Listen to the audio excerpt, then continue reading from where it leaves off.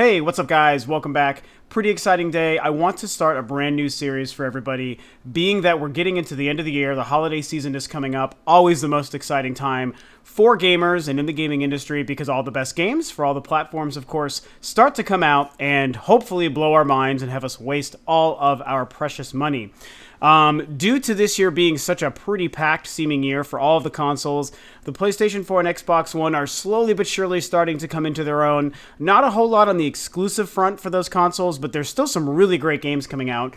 The Wii U has a fantastic lineup again of exclusive content. No surprises, so that's kind of been the controversy there with Nintendo letting us down with brand new games we didn't know about for the year, but that doesn't change the fact that there are a lot of great exclusive games coming out on the Wii U. Again, PS4 and Xbox One and PC also have some good games coming out across those platforms as well.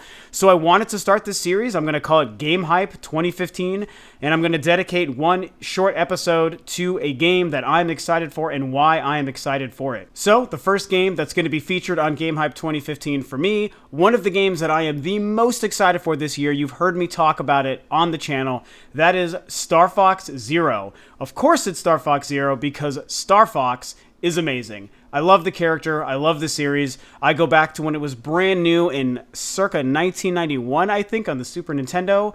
And that game blew our minds. The graphics were like nothing we'd ever seen. It was the first true polygon graphics I had ever seen, at least. Definitely the first graphics made available on a console in the 16-bit era. It used the what was it, Super FX chip, I think is what it was. That was only used in like one other game. But it was a big deal because Nintendo was promoting Super FX, brand new polygon 3D graphics. Star Fox, and it had this cool Fox character, and it became a legacy after that. StarFox 64, most of us know, one of the best games ever created. I've remained a fan even through some of the lower points of the series, which would be Star Fox Assault. Great game that doesn't really get enough credit. I think it was awesome. And even Star Fox Adventures. Poor Star Fox Adventures. It gets not a lot of love for the quirky, kooky experiment that it was from Rare and Nintendo. For the GameCube, probably 2003, I'm thinking, 2002 or 3. I freaking love Star Fox Adventures. Star Fox Command on the DS is probably my least favorite of all the Star Fox games. That being said, they're all great, and we've been waiting for and clamoring for a Star Fox game for so long. There were rumors of a game coming out on the Wii. It never happened, which is too bad because the motion control probably would have been great for a Star Fox game on the Wii. With the Wii U, the 8th generation, a lot of people have been thinking, hey, maybe this is the time that Nintendo's going to do it. Are they going to get a team like Retro or Next Level Games or someone to actually work on a Star Fox for them? Or do something with maybe a third-party developer? And it turns out that after a lot of rumors and wondering and hoping and wishing from a lot of gamers that this year we finally got to see what the new Star Fox game for the Wii U is going to look like, StarFox Zero.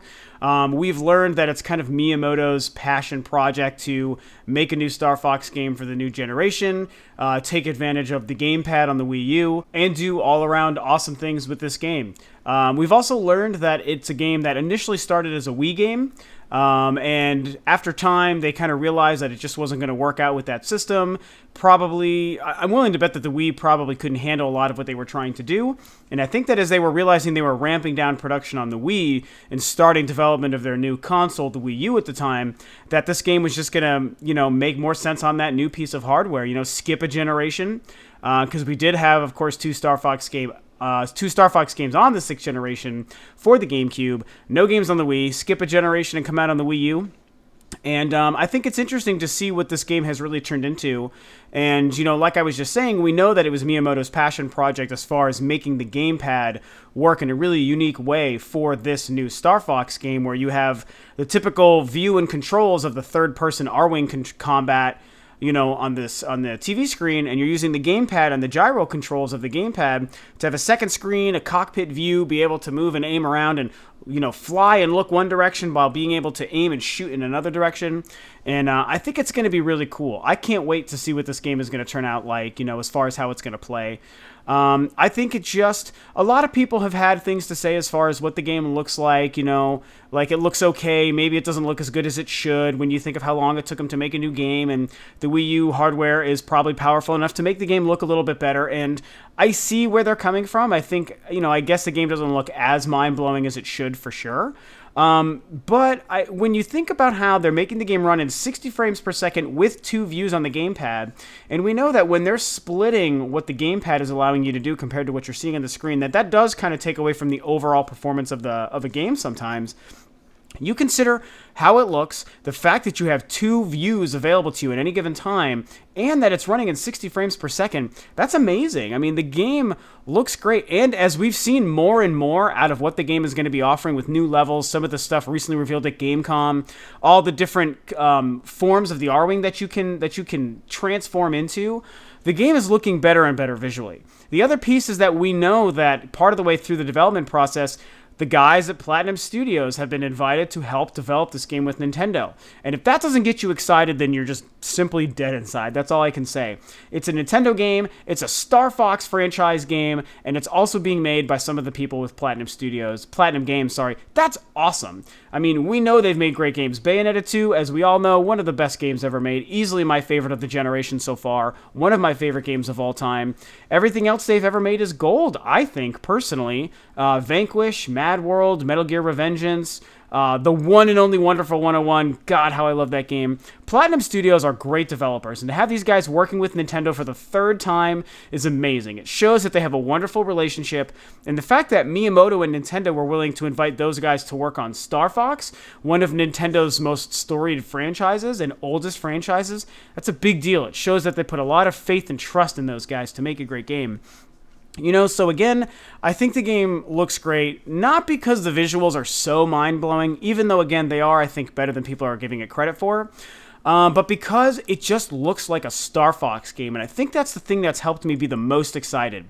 They haven't done a whole lot to change what the game looks like and feels like, It looks and sounds and feels like a regular Star Fox game, just for a new generation with a new control scheme and better visuals. And I think that that's going to be great. They're not trying to get too fancy or flashy with it. Granted, there are some things they probably could be doing. A lot of us have lamented the fact that there seems to be no online plan initially right out of the gate. And that does suck, I agree. But as I've talked about before on the channel, I don't really care. At the end of the day, I just want a kick-ass lengthy campaign to go through. Give me a couple of options there, and I'm going to be fine. I just want Star Fox to be a great Star Fox game. Every Star Fox game, with the exception of Command, has existed without an online component. Yes, Star Fox 64 had a multiplayer mode that was great. Star Fox Assault had a multiplayer mode that was also great. So there is a place in the world for an amazing online competitive Star Fox mode.